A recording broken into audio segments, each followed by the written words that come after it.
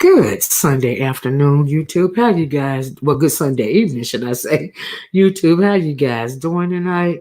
So, hey Renee 19, hey Red Snapper, hey just watching it again. Are you just net? Cool, cool. So, I hope I don't. Well, I won't give any spoilers because we've all theorized forever for decades what happened to Martin Luther King and who actually killed him. And I think we really already know who killed him. But I wanted to just speak on a couple of things that I noticed and also give you guys some new information as it pertains as a result of the Netflix documentary. Let me try to click on my screen right here before we get started so I can speak to everybody. Anyway, good morning, Renee. Like I said, Red Snapper just there. Hey, Kwani, how you doing? No, it's your second time. Cool, cool. Okay, so I found out as a result of the Netflix documentary and a lot of what was discussed as to who actually killed Malcolm X. As a result of that, I found I was reading today that the attorney of the Manhattan district attorney, a Manhattan district attorney, should I say, um, has announced it will consider reopening the case after a six-part series, like I said, detailed of the miscarriages of justice. And I want to read you guys a little bit of this. Also, I want to let you guys hear, if you don't mind, a little bit of Malcolm X's speech at Oxford University, and I think that it's pertinent because when he was at that speech, he told a confidant, and he also said it publicly that he feared that he would be killed soon. As a matter of fact, when he was at the university, he said, and I quote, "They're going to kill me soon." Do you see what I'm saying? And I think that all of our leaders knew it, back in the day, even up to the day, all of them knew, that eventually they would be martyred, and they were, Dr. King was killed, Malcolm X was killed, shoot, JFK was killed, and his brother RFK was killed, you know what I mean?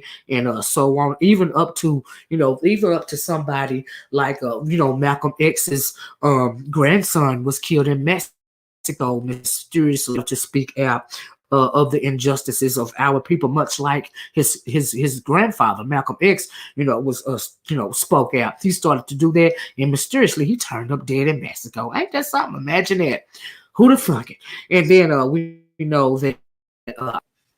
I even say Tupac Shakur, and it might sound funny, but if you listen to Tupac Shakur, and about his family lineage, that his stepfather was a member of the Black Panther Party, as well as his mother was a member of the Black Panther Party. He grew up, with listening to Black empowerment, and I believe that because that Tupac began to speak out, and he always had spoke out in his songs and his interviews as it pertained to injustices of our people. I believe that the government in some kind of way orchestrate the death of Tupac Shakur. Now, a lot of people don't think nothing into it. They think there was some, random black guy, not random, but he had a beef with some black guy, and they just killed Tupac, much in the way that they killed Biggie. I don't think so. I think that he was assassinated. Okay, just like Malcolm X, just like John Kennedy, just like Malcolm X's grandson, and so on and so forth. Just like Fred Hampton.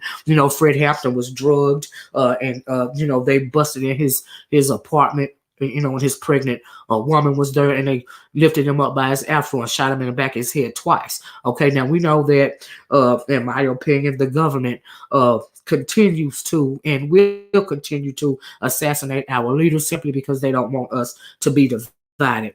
Okay, and I just find it fascinating how some of us, a lot of us, all of us, at some point in time have fed into our people being, fed into us continuing to be, not unified, if you will. And that is an orchestrated plan.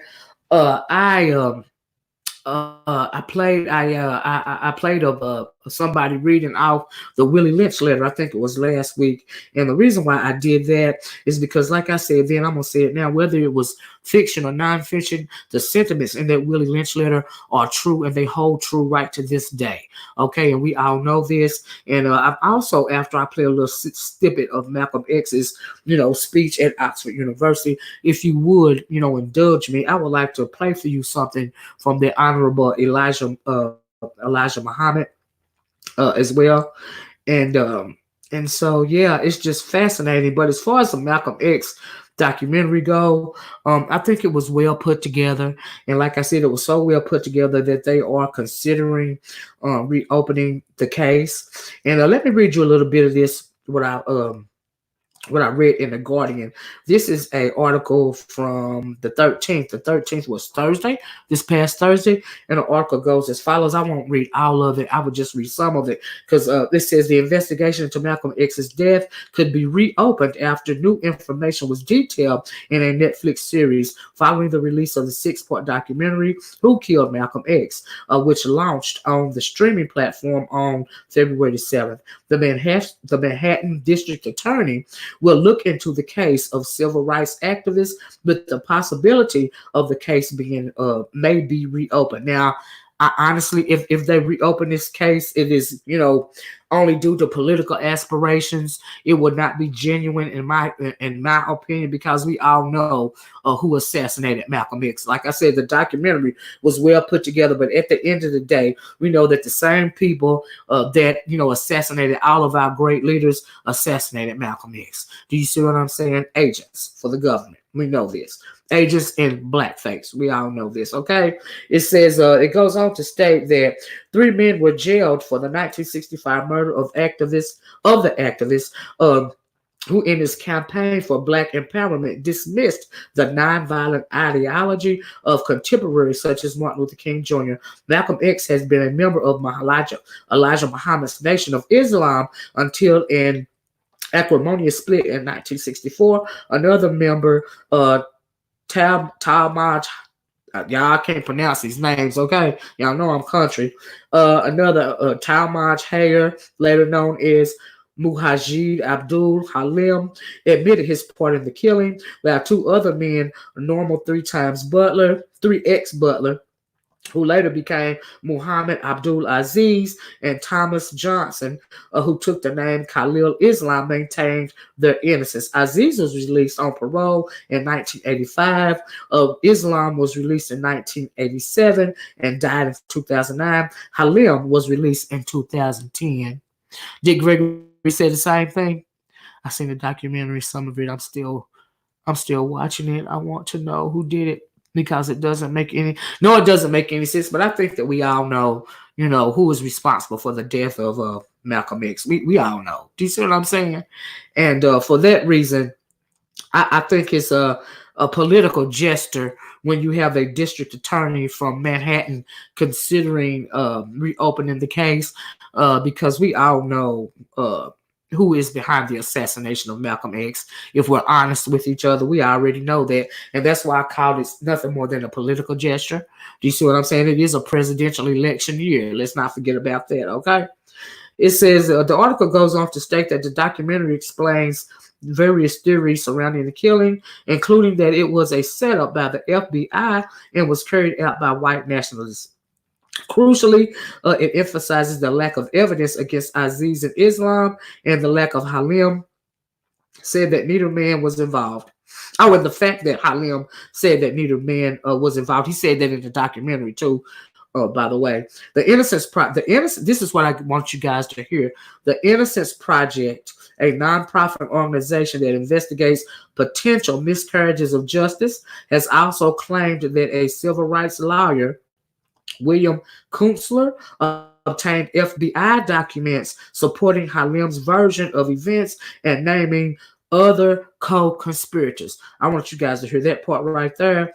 And he also said that in a statement, the district attorney said that, quote, District Attorney Cyrus said, quote, Vance has met with representatives from the Innocent Projects and Associated Counsel regarding this matter, unquote. District Attorney Staff Peter Casalaro, who was part of the team that cleared the Central Park 5, and Charles King will work on the review.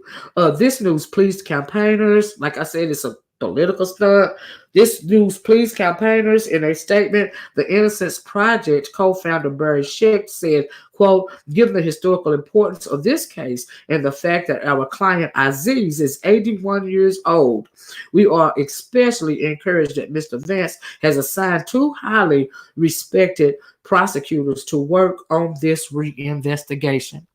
So, time will tell. And so, yeah, but I think we all know, what the deal is. I doubt that the United States government, the FBI, is ever going to admit to the assassination of Malcolm X. We all know this, okay?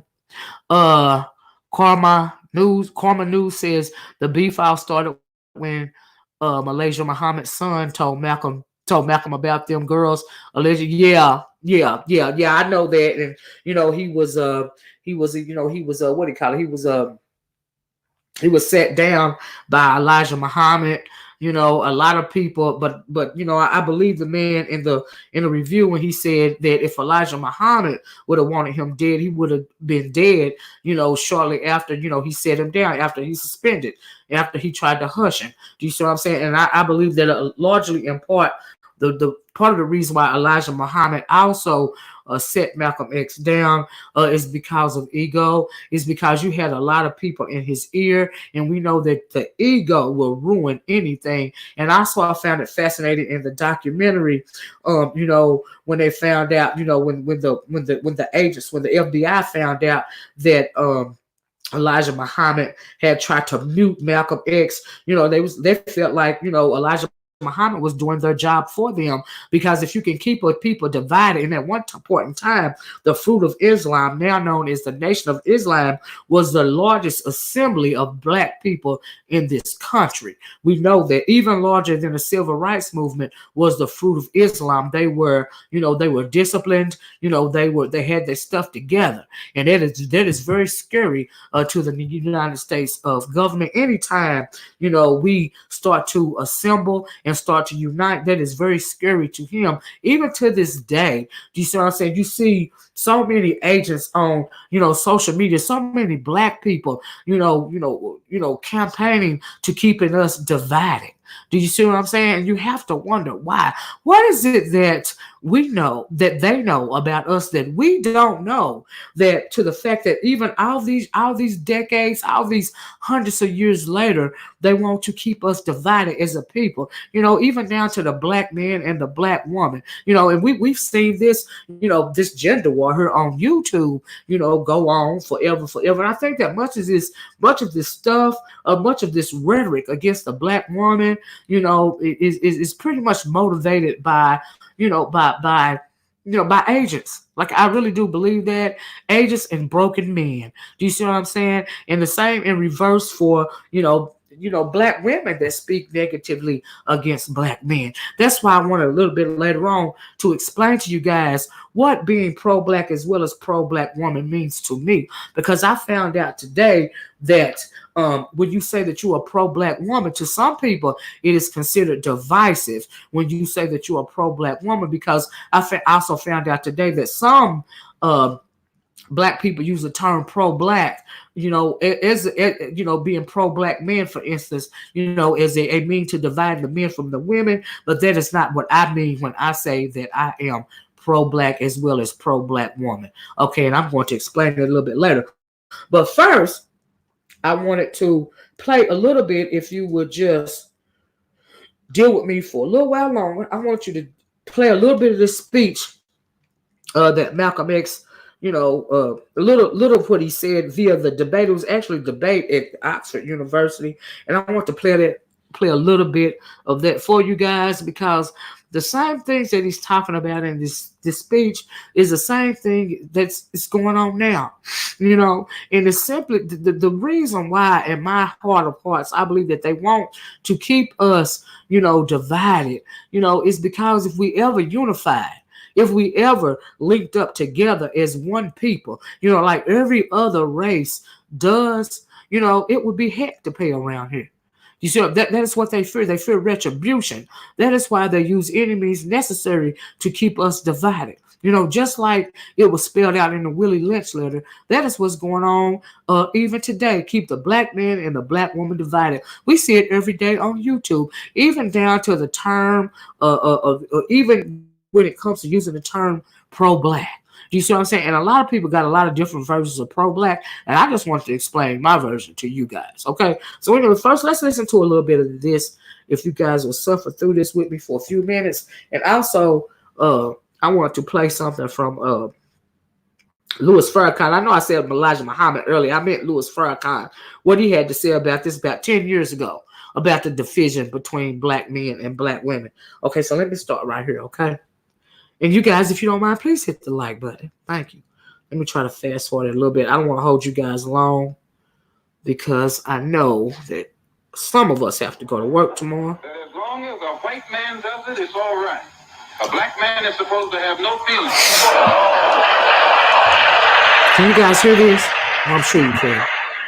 But when a black man strikes back, he's an extremist. He's supposed to sit passively and have no feelings, be nonviolent, and love his enemy. No matter what kind of attack, be it verbal or otherwise, he's supposed to take it. But if he stands up and in any way tries to defend himself... Hey, Jasmine, Alicia, April. Hey, y'all.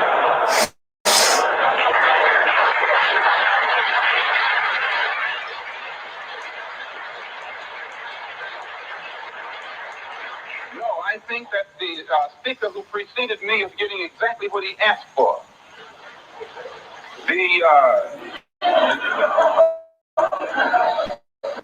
Oh, shoot. Sorry about that, guys. I done the wrong. Hit the wrong button. Shoot. Sorry. Let me see if I can start it again. My reason for believing in extremism, intelligently directed extremism, extremism in defense of liberty, extremism in quest of justice, is because I firmly believe in my heart that the day that the black man takes an uncompromising step and realizes that he's within his rights, when his own freedom is being jeopardized, to use any means necessary to bring about his freedom or put a halt to that injustice, I don't think he'll be by himself. I live in America where there are only 22 million blacks against probably 160 million whites. One of the reasons that I'm in no way reluctant or hesitant to do whatever is necessary to see that black people do something to protect themselves, I honestly believe that the day that they do, many whites will have more respect for them, and there will be more whites on their side than are now on their side with these little wishy-washy love thy enemy approach that they've been using up to now. And if I'm wrong, then you are racialist.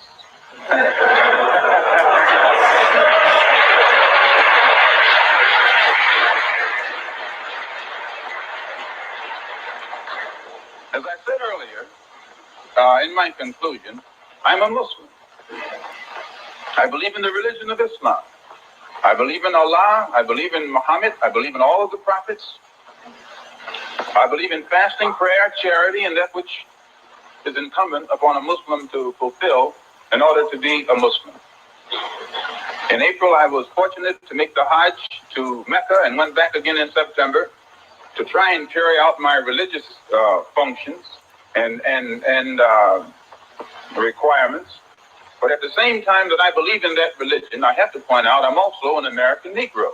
And I live in a society whose social system is based upon the castration of the black man, whose political system is based on castration of the black man, and whose economy is based upon the castration of the black man.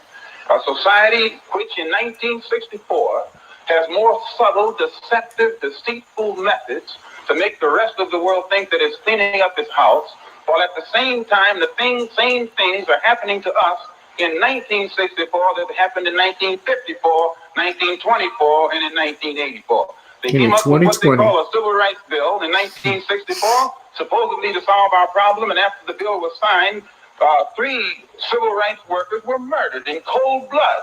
And the FBI, head Hoover, admits that they know who did it. They've known ever since it happened, and they've done nothing about it. Civil rights bill down the drain. No matter how many bills pass, black people in that country, where I'm from, still our lives are not worth 2 cents. And the government has shown its inability, or either its unwillingness, to do whatever is necessary to protect life and property where the black American is concerned. So my contention is that whenever a people come to the conclusion that the government which they have supported proves itself unwilling or proves itself unable to protect our lives and protect our property because we have the wrong color skin, we are not human beings unless we ourselves band together and do whatever, however, whenever is necessary that our lives and our property is protected. And I doubt that any person in here would refuse to do the same thing were he in the same position, or I should say were he in the same condition.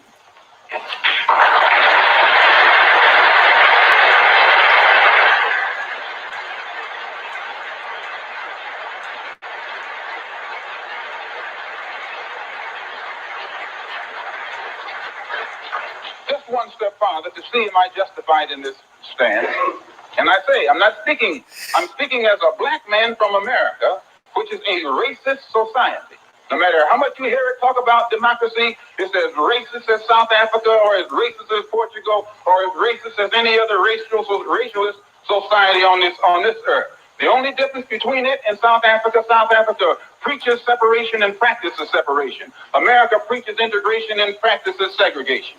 This is the only difference. They don't practice what they preach. Whereas South Africa preaches and practices the same thing. I have more respect for a man who lets me know where he stands, even if he's wrong, than the one who comes up like an angel and is nothing but a devil.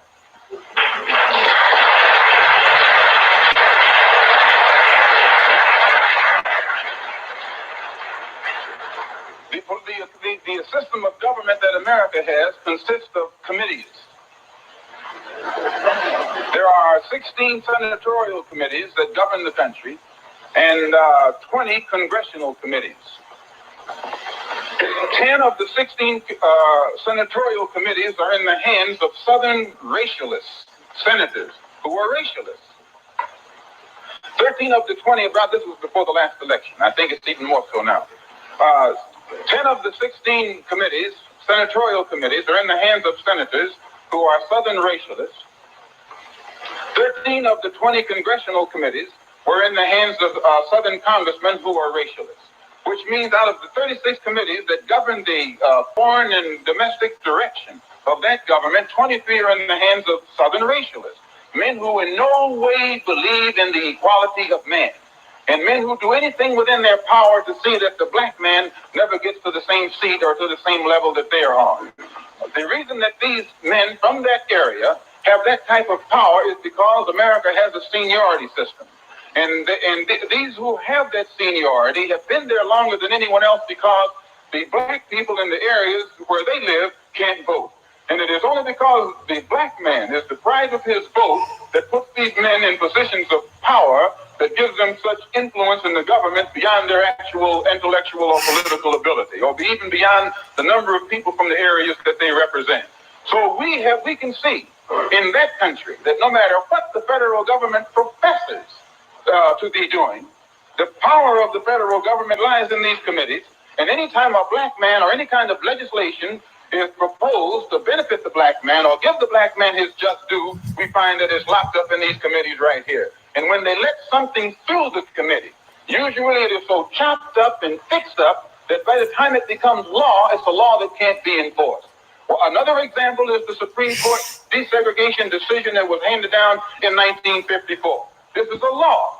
And this law, they have not been able to implement this law in New York City or in Boston or in Cleveland or Chicago or the northern cities. And my contention is that anytime you have a country, supposedly a democracy, supposedly the land of the free and the home of the brave, and it can't enforce laws, even in the northernmost cosmopolitan and progressive part of it, that will benefit a black man, if those laws can't be enforced or that law can't be enforced, how much heart do you think we will get when they pass some civil rights legislation which only involves more laws? If they can't enforce this law, they'll never enforce those laws. So my contention is that we are faced with a racialistic society, a society in which they are deceitful, deceptive, and the only way we can bring about a change is to talk the kind of language, speak the language that they understand.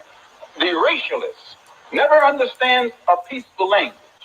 The racialist never understands the nonviolent language. The racialist, he's spoken his language to us for 400 years. We have been the victim of his brutality. We are the ones who face his dogs that tear the flesh from our limbs, only because we want to enforce the Supreme Court decision. We are the ones who have our skulls crushed, not by the Ku Klux Klan, but by policemen, only because we want to enforce what they call the Supreme Court decision. We are the ones upon whom water hoses are turned with pressure so hard that it rips the clothes from our back. Not men, but the clothes from the backs of women and children. You've seen it yourself. Only because we want to enforce what they call the law. Well, anytime you live in a society supposedly based upon law, and it doesn't enforce its own law because the color of a man's skin happens to be wrong, then I say those people are justified to resort to any means necessary to bring about justice where the government can't give them justice. Absolutely.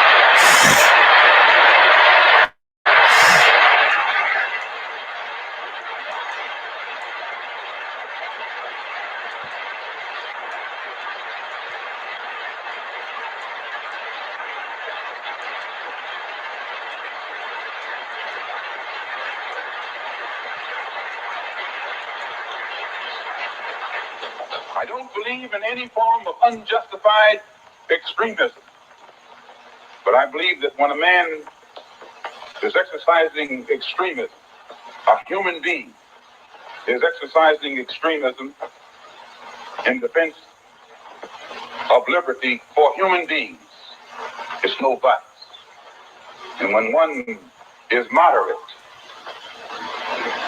in the pursuit of justice for human beings, I say he's a sinner.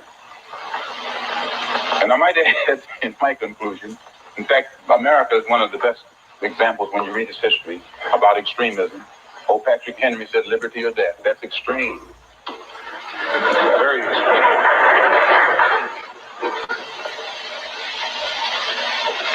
I read once passingly about a man named Shakespeare. I only read about him passingly, but I remember one thing he wrote that kind of moved me.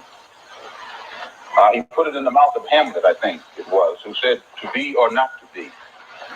He was in doubt about something.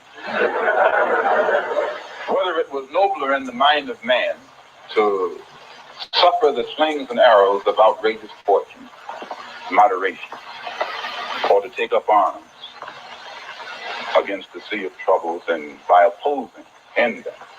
And I go for that. If you take up arms, you'll end it. But if you sit around and wait for the one who's in power to make up his mind that he should end it, you'll be waiting a long time. And in my opinion, the young generation of whites, blacks, browns, whatever else there is, you're living at a time of extremism, a time of revolution, a time when there's got to be a change. People in power have misused it, and now there has to be a change, and a better world has to be built. And the only way it's going to be built is with extreme methods. And I, for one, will join in with anyone. Don't care what color you are, as long as you want to change this miserable condition that exists on this earth. Thank you. That was powerful. So, in that speech is when Malcolm X also, let people know that he feared he might be dead soon. And also in that speech, under this video, it says that, and I quote, Malcolm X was convinced that the establishment of the time might tolerate black leaders as long as they stayed in the ghettos. Any attempts to mobilize forces outside would be crushed. 3 years after Malcolm X's death, King was assassinated too. Confronted by the realities of imperialism and war, King had broken. He had broken ties with the Democrats and was thinking of standing as an independent candidate for the presidency and denounced his own country as, quote, the greatest purveyor of violence in the world. And I also, in my assessment in conclusion of what I thought about um about the Netflix documentary. Like I said, I think that we all know, how Malcolm X met his demise. He knew that he was going to be martyred. Do you see what I'm saying? Or murdered or assassinated. He knew that, just like every other person, black man in particular, that has stood up and wanted to unite his people. Because for as long as we are divided, do you see what I'm saying? They feel a sense of, comfort, a sense of safety. But when somebody comes along that wants to unite us, when somebody comes along that has a voice so loud that we all stand and listen, it then becomes a problem. Do you see what I'm saying? And that's the reason, in my opinion, that is the reason why at the end of the day, Malcolm X was murdered.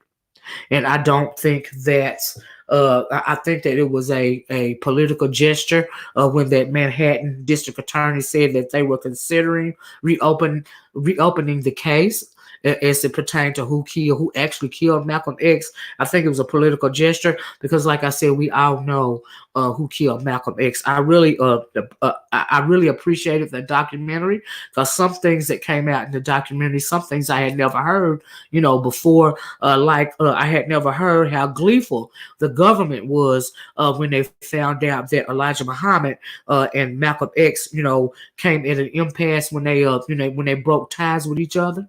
Do you see what I'm saying?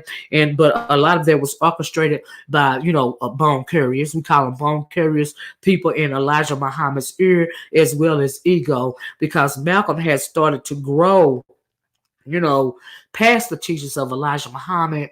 The teacher, the student has started to outgrow the teacher. And as it pertains to this Oxford debate in 1964, he had already, broken ties. They had already broken ties with each other, Elijah Muhammad and Malcolm X. And for a long time, and still to this day, some people actually, theorize that Elijah Muhammad had Malcolm X murdered. I don't believe that Elijah Muhammad had Malcolm X murdered simply because he told his people shortly after they parted ways to leave Malcolm alone. He'll come back when he see the error of his ways. That's why I don't think in my heart that the Honorable Elijah Muhammad had Malcolm X murdered. And I believe that the today's Nation of Islam is nothing compared to the fruit of Islam. Because we know that after Elijah Muhammad would have passed, that we know that if Malcolm X would have, not been assassinated, he would have been the leader of the fruit of Islam.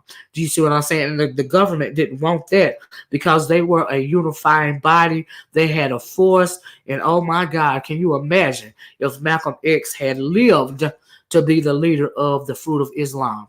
Do you see what I'm saying? They would have terrified this government, because he had a large amount of his people united. And that is why, in my opinion, at the end of the day, Malcolm X was murdered. And good evening, everybody that just came in. April, Keitra, Jasmine, Prince Jacob, Mr. Rebuttal, everybody. Good evening, if I didn't say. But anyway, thank you guys for listening to that little piece for me. I really want you guys to hear that because some of the things, everything that Malcolm X was talking about back then, they are the same things going on right now. Good morning, redefining her story, one vlog post at a time. I know that's right. I like that. That is all right. I like that username. And so, yeah, I want you guys to hear that. And if you guys wouldn't mind, okay, I don't know if you guys saw it, but I posted a reading of the Willie Lynch letter, last week as it pertained to Black History Month, because a lot of people talk about the Willie Lynch letter is fiction, it's nonfiction. And like I said earlier, whether it's fiction or nonfiction, the things explained in the Willie Lynch letter that were done to our people, we are, living through those programming, that type of traumatic programming. We're living it, today.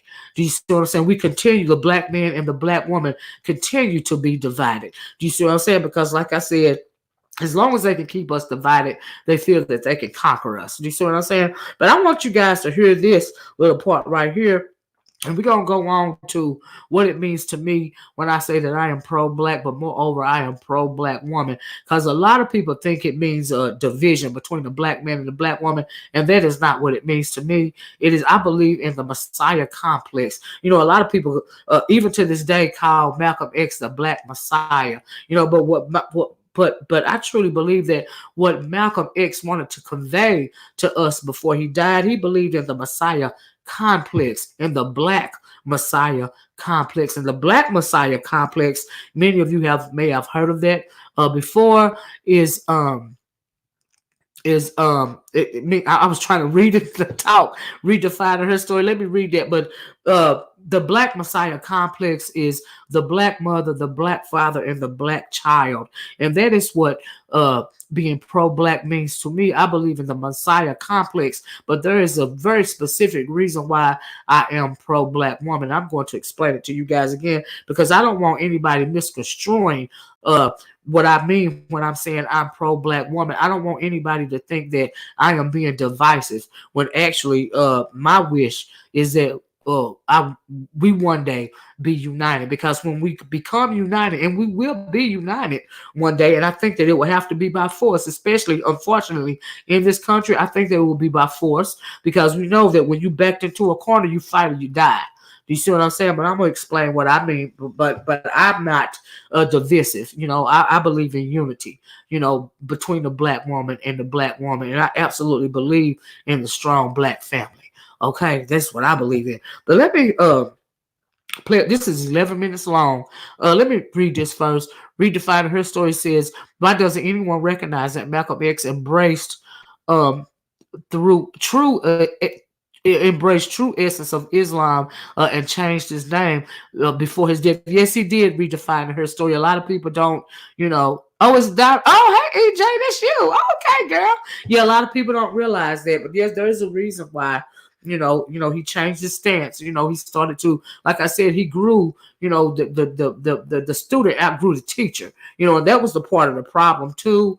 And I think that greatly affected Elijah Muhammad's ego, as well as the bone carriers that were in his ear. But anyway, fast forward to, you know, a lot of people got a lot of stuff to say about Farrakhan, and a lot of it is justified, because the fruit of Islam, now known as the Nation of Islam, I don't think the Nation of Islam could ever hold a candle to what it once was. And it once was, in my opinion, truly the fruit of Islam. Do you see what I'm saying? But time goes on. You know, our leaders have been murdered. You know, they continue to want to break the backs of our strong black men, to continue to emasculate them, you know, and they continue to try to manipulate the black woman. Hey, sir, Israel, they continue to try to manipulate us, you know, but where they went wrong during that time of the Willie Lynch letter. See, one thing, when you try to break a whole race of people and reprogram a whole race of people because of white male patriarchy. Do you see what I'm saying? They always assume that the woman is the weaker. Do you see? Hey, Jessica, hey, girl. They always assume that the woman, you know, is weaker. And so when they was buck breaking and tearing the black man apart and emasculating him, even like they do today, see, they made the black woman stronger on purpose. They made the black woman stronger because they felt like, we're not gonna take her whole mind. We're not gonna reprogram her whole mind. We're gonna manipulate her. We're gonna manipulate her so that she will hold the black men in place. She will hold her black boys in place. Do you see what I'm saying? And that is not always the case. See, that is why I say I am a pro-black woman. That's why I urge, you know, especially our young sisters, to divest from abuse, because a lot of our brothers are broken. A lot of our brokers have been emasculated. A lot of our brothers don't even realize that they are afraid of the man, that they are afraid of the man. They don't even know why, but I'm going to tell you why they are afraid of the the Anglo man, said the system, should I be, not an individual man, but they are afraid moreover of the system, and they are afraid of their system because the trauma, because what was done to our brothers as far back as chattel slavery. It's a part in the Willie Lynch letter, where he explains that if you turn the black man from limb to limb, in front of the black woman, she won't look at him as a leader. She won't look at him as strong and all of that. That's why I want to play this from Farrakhan, by the way. But what they forgot is when you try to make us strong and you try to make us independent so that we will hold our black men down. See, what you forgot was that after a while, because we are the backbone, because we know, even though if some black men don't want to recognize, how integral of a role that the black female plays, we know that we are the backbone. Okay.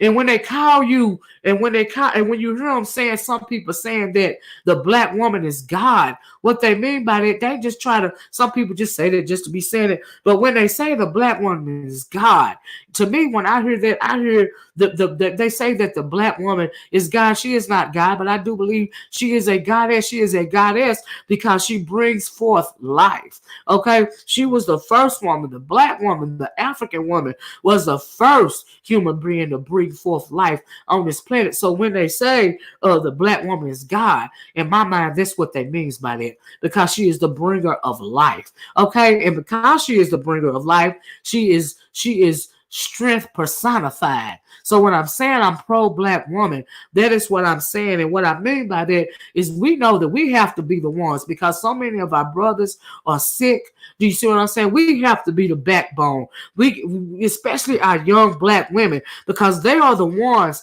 that are having the future, our future black men. Do you see what I'm saying?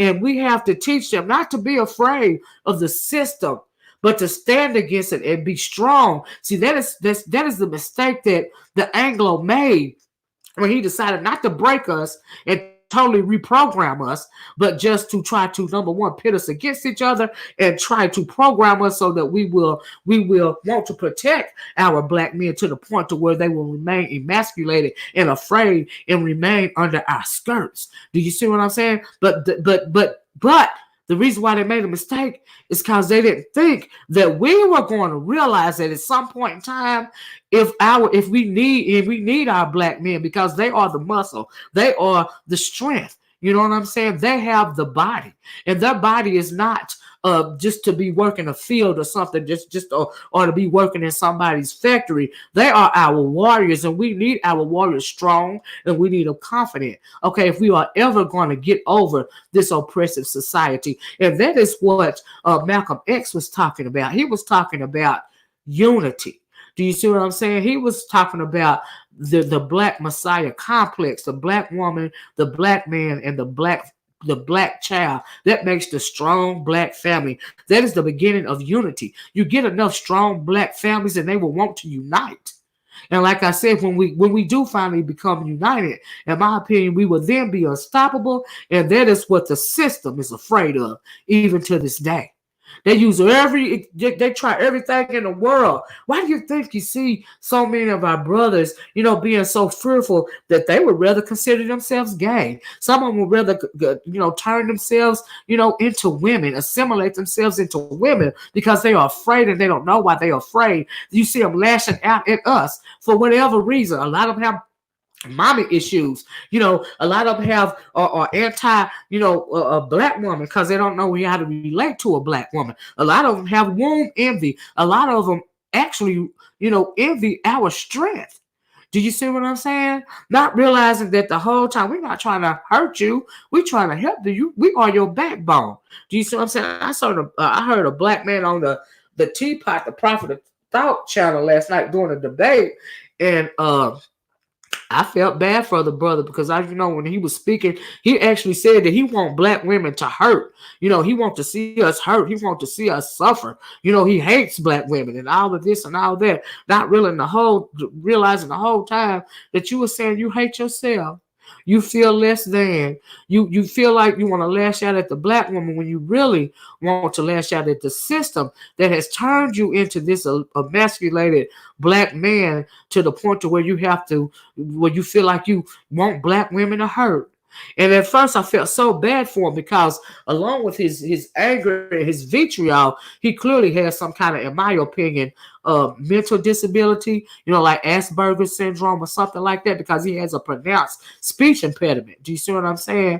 And I felt bad, and then after a while, because I'm human, I am a warrior. The nurturer in me had me feeling bad for him. But then I had to wake up and say, hey, you know what? The warrior in me say, we already know that they all can't be saved. You see what I'm saying? All of us can't be saved. So you're going to have to do what you got to do. Okay? And you got to let your women know that they need to continue, especially our young black women, because they are having our strong black men. They are the future. We need to let them know that you don't have to submit to anything like that. You don't have to submit to any of that type of madness. Okay, so when I'm saying I am pro-black woman, it's not in a way to divide, it's in a way to unify. Because like I said, we are the backbone. Okay, we are the one, we are the brain right now. We are even the strength right now. Hey, Nyla, and we have to uplift our brothers, and raise them up in the way that they won't be afraid to stand against the system.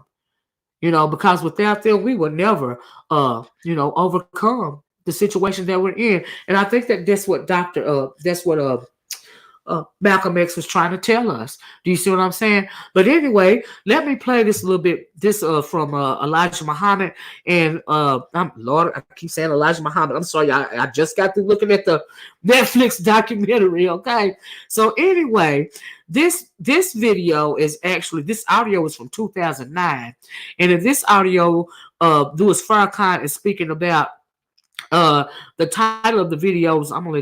It says Judgment Day 2, Willie Lynch, the Black Woman and the Destruction of the Black Family. So let me let you hear what Farrakhan said about this matter right here. And he said this in 2009, and it is still pertinent right to this day. We see a lot of this on a daily basis. So I'm going to let you guys listen to the audio.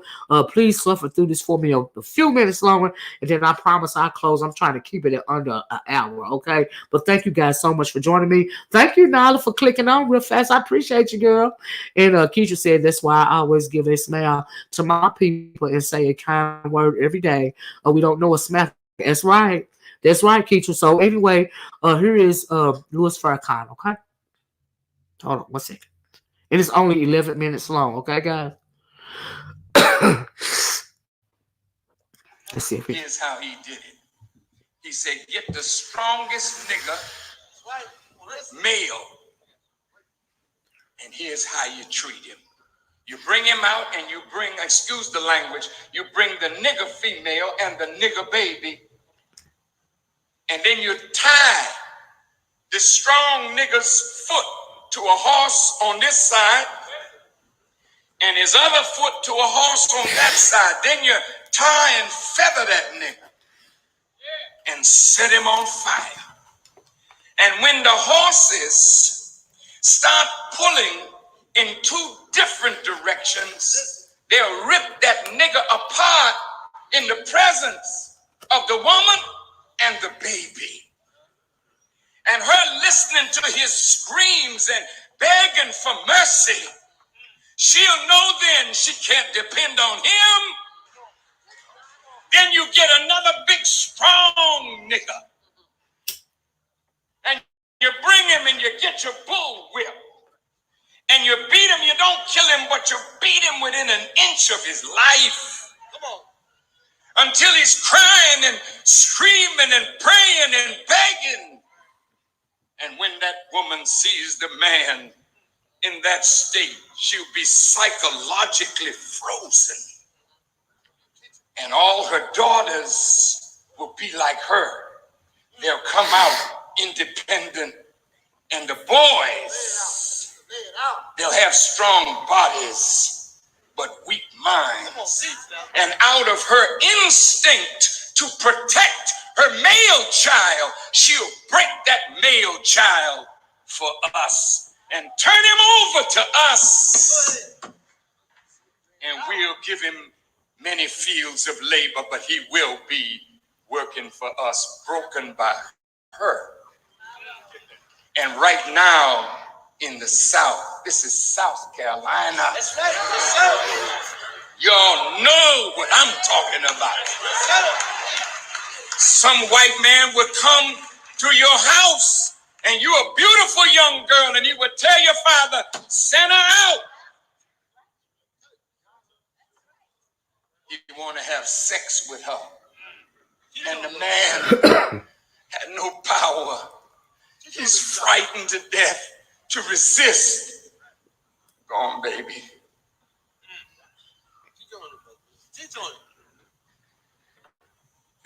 And right now, you look at the plot. Black women filling the colleges. Black men filling the jails. Where, sister, is your man gonna come from?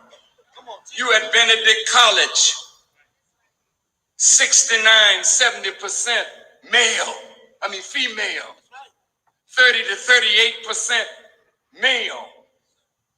So the women outnumber the men, so you become a playground. Come on, teach, brothers. Men playing with you. And you have lost so much respect for yourself that you allow a man to play with you. And then he go back in the dorm and talk about that bitch that he had.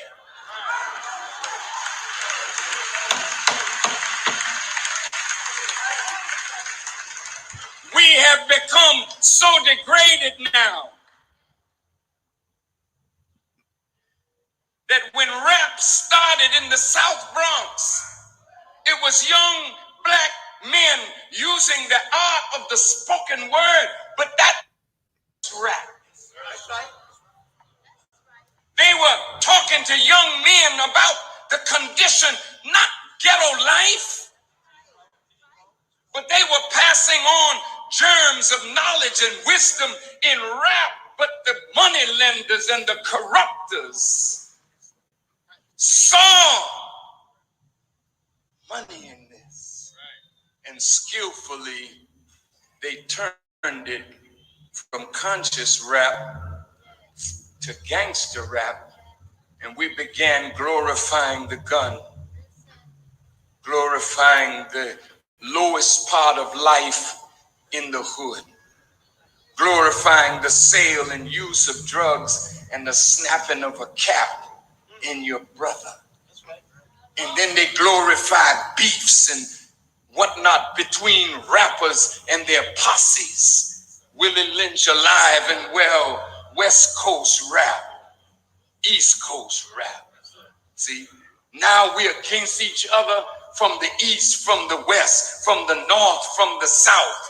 We're against each other in terms of color. We're against each other in terms of those who are educated and those who are not. We're against each other from those that have money and those that are not. And then those of us who get some status as a councilman, a senator, a mayor, we're just senators and mayors of the plantation. We are in the big house. We're the house niggas and the ones in the field that don't have no job. They the field niggas. And here you are in college with an inferior education that will not allow you to compete in a global economy. This is real, brothers and sisters. Willie Lynch's stuff is real. It comes all the way up to preachers. They lie about how big their church is. Well, I have my church seats 3,000. Oh, that ain't nothing. Mine seats 5,000. See, it's that status thing again. You arguing over what? You got more followers. You a bigger preacher. You got more people listening to you. All of this is Willie Lynch. And then the envy of pastors arguing with one another, jealous of one another. Then the white Christian right take a black man and build him up, give him money, put him on television, give him all kinds of backing. I've never heard a black man preach like T.D. Jakes. That man is anointed. But Bush called him. Bush, who messed up down there in New Orleans. He wouldn't even go down when it first happened. Then he'd come down, but he's like the Lone Ranger looking for Tonto to bail his raggedy behind out. So he brings an anointed man of God to clean his behind.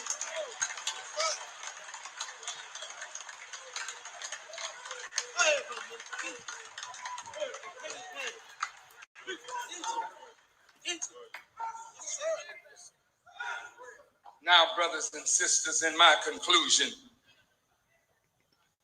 this is a habitation of devils and a hole for every foul spirit. We can't walk the streets of Columbia like we used to do years ago in the South. In the South, we walk, we meet another black person. Good morning. You don't have to know them. Good morning. Good afternoon. How are you? Doors wasn't locked. You didn't lock your doors against one another. But today the spirit is so foul among us. We kill each other over parking space. Kill each other over who won the shot when you're shooting crap, when you're gambling. I've seen black men killed over a burger. Human life means nothing no more. Popeye chicken sandwich. We weren't like this in the darkest days of slavery, brothers and sisters. We are worse now as a people than we have ever been. And I say to you all, God is angry with America, but God is also displeased with us. Amen. We've been playing with God and marketing Jesus like a commodity, but ain't nobody following him. See? Jesus said, if any man would be my disciple, he must first deny himself, pick up his cross, and then follow me. Not worship me, follow me. We in church worshiping Jesus rather than following Jesus. In the book of John, Jesus said, God is a spirit, and those who worship him must worship him in spirit and in truth. Jesus was not trying to get us to worship him. He was trying to get us to worship the one that he said was his Father. And when the servant asked him, Master, teach us how to pray, he said, pray on this wise, our Father.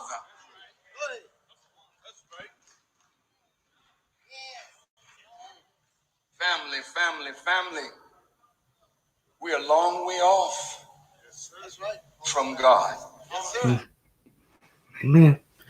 So that was Louis Farrakhan. I wanted you guys to hear that for a couple of reasons. And he spoke that at South Carolina in 2005 at the university there in 2005. Everything he said then it still holds true now, right to this day. We know that, the more things change, the more things stay the same. Malcolm X sounded the same way. They were talking about unity, and just like brother Malcolm X spoke about the Black Messiah complex. They call him Black Messiah, but he was speaking about the Holy Trinity. The Black Messiah complex, which is black woman, black child, and black family. Do you see what I'm saying? And the same way, and Louis Farrakhan is speaking about division also, but he's speaking about it. Sorry about it, guys. Sorry about that, guys. He's speaking about it in the context of Christ. But what Farrakhan is talking about is explaining to us a consciousness of Christ. You see, and there was another trick that the white man poured on us, when he wrote that Bible. You see what I'm saying? He didn't want us to worship the Most High God. He wanted us to worship Him, and He made Him in the form of a Jesus. He turned a Christ consciousness, and I know I told you guys this before, but He turned a consciousness of Christ into a white man and called Him Jesus, and told us that white man died on the cross to save all of us. But even in that Bible, He couldn't keep the lie up the whole way through the Bible. Do you see what I'm saying? Because the truth is always going to be revealed. You know what I mean? And that is the reason why I wanted to come on here today. And I don't want to hold you guys too long, but I really need to explain to you guys where I was coming from when I said that when I speak of being pro-black and being pro-black woman, that is what it means to me. I don't seek to divide us from us.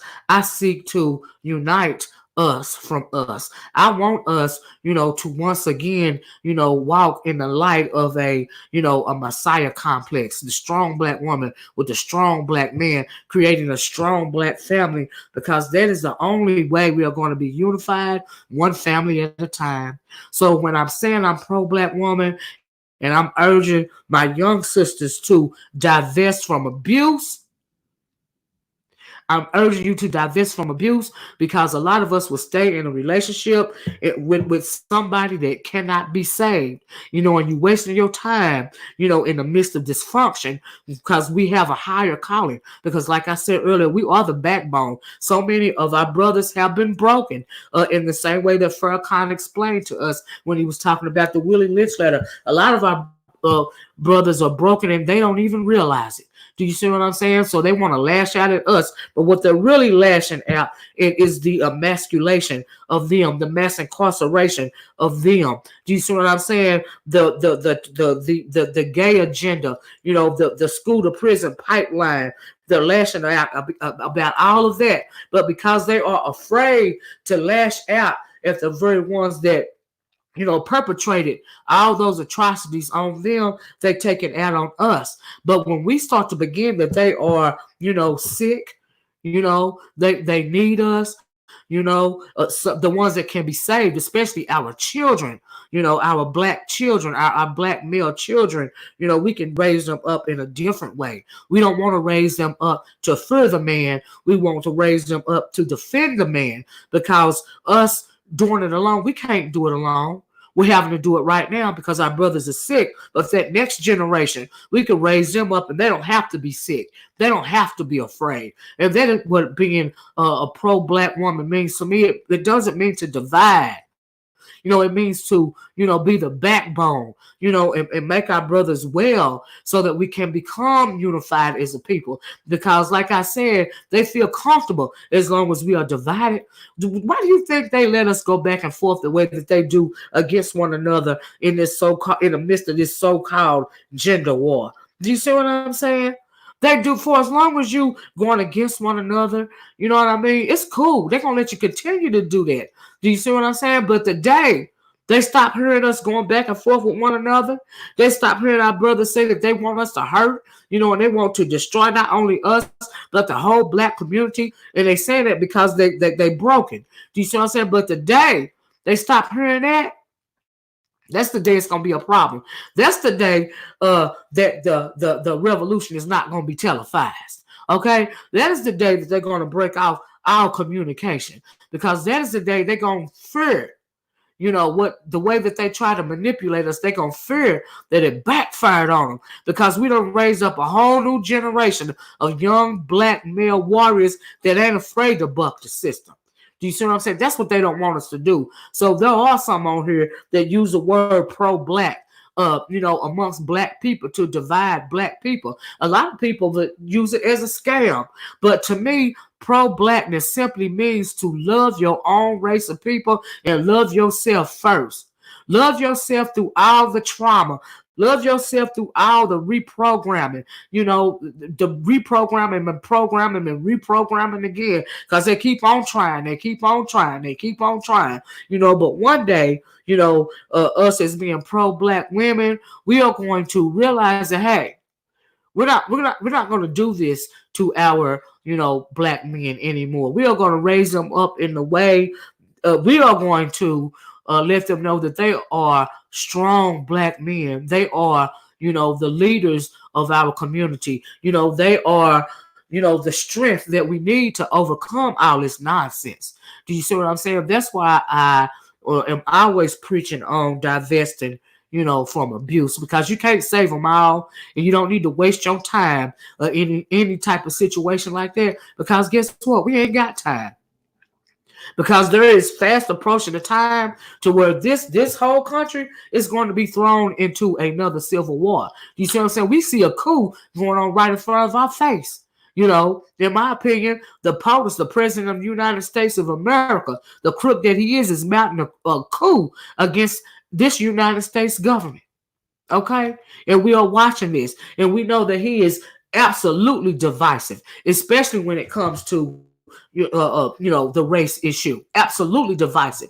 And he's so divisive and so insidious and so sneaky to the point to where he is wanting our Black men to vote him in another 4 years. And the Democrats, with their sneaky manipulative self, want to manipulate Black women into voting for whoever it is, whoever lackluster candidate it is that they want to be the president of the United States. But they tell you that your Black vote don't count. If they don't count, then why do they try to divide it so much? You ever thought of that? Why do they want to divide it? Why do they want to keep us divided? We saw a perfect example of that with that whole Gayle King and Snoop Dogg situation. A lot of the women didn't appreciate what Snoop said. I'm one of them. A lot of men didn't appreciate what Gayle King said. I'm also one of them, because I'm on both sides, because I realize what the deal is. I realize that it ain't nothing but a trick, and they trying to divide us. And it worked, because we even right now we still going back and forth about the whole Kobe situation. That man dead in his grave. He don't care who you grow for. He don't care what you call him. He don't care what you're talking about. How you try to paint his legacy, because he gone. A lot of people care. I'm sure his family cares. His kids. His wife. They care. But why are we going back and forth trying to tear each other's heads apart about Kobe's legacy? All of it is just a trick.